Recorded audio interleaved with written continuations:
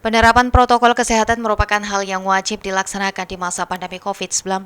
Meskipun vaksin telah ditemukan dan sebagian warga Indonesia telah menjalani vaksinasi, namun Satpol PP Makassar tetap meminta masyarakat menjalankan protokol kesehatan. Menurut Kasatpol PP Makassar Iman Hud, penerapan protokol kesehatan ini untuk mencegah penularan yang terjadi kepada warga yang belum divaksin.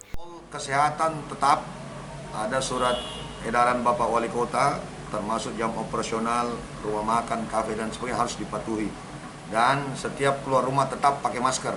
Belum ada aturan yang mengatakan kalau sudah divaksin bebas berkeliaran di dalam kota, dalam wilayah. Protokol kesehatan tetap memasuki tempat umum, rumah makan, kafe, fasilitas umum, perkantoran wajib menggunakan masker dan tetap berlaku itu Perwali nomor 51 tahun 2020. Bagi yang tertangkap tangan tidak menggunakan masker itu akan diberikan sanksi sesuai dengan ketentuan yang berlaku.